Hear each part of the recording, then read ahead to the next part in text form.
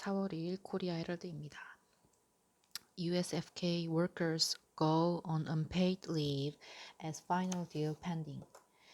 Nearly half of Koreans working at U.S. military camps here went on indefinite unpaid leave Wednesday, taken hostage by drawn-out negotiations between South Korea and the United States on how to share costs for the upkeep of 28,500 American troops. So, while expressing regrets over the furloughs, hurried to roll out support measures for the workers. 청와대 said the two sides had made some progress recently.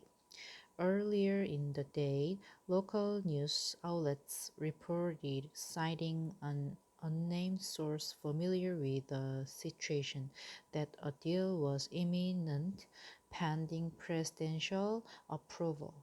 The office, however, denied to report, saying negotiations were still ongoing. According to the source, Seoul would annually pay roughly 10% more than the 1.04 trillion won it paid last year until 2024. Washington had initially demanded up to $5 billion a year from Seoul for the U.S. Force Korea.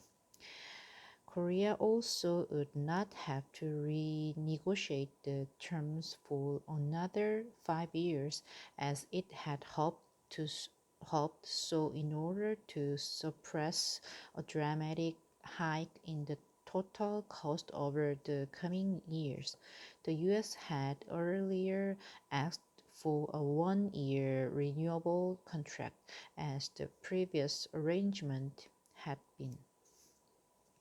The cost-sharing negotiations had dragged on since September, with Korea insisting on lowering the $5 billion the U.S. had been reluctant to cut down throughout much of the prolonged negotiations. The two sides, however, seem to have bridged the gap shortly after President Moon Jae-in and U.S. President Donald Trump exchanged a phone call last week, during which Moon offered to send much-needed medical equipment Trump requested to counter the coronavirus pandemic.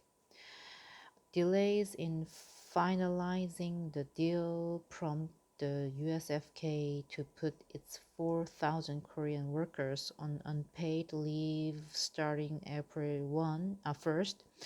The U.S. commenced a furlough of non-essential personnel after having rejected Korea's offer to deal with their jobs through a side negotiation.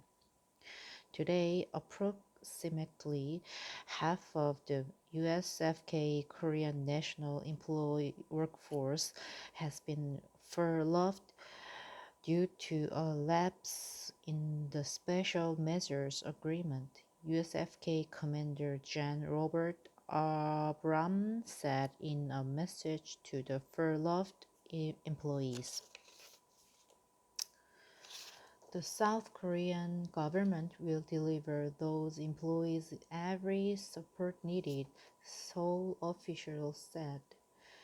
We will work with the National Assembly to introduce legislation that would compensate those workers from our government budget, said Choi Hyun-soo, spokesperson of Seoul's Defense Ministry at an emergency briefing Monday. The ministry said the developing circumstances would not affect the readiness of ROK U.S. Combined Forces. USFK Commander Gen. Robert Abram concurred, saying the fight tonight posture remained committed. Once agreed upon, the deal is expected to pass through Seoul's National Assembly for approval by May at the latest, before a new parliament convenes with fresh members chosen in the general elections in mid-April. Thank you.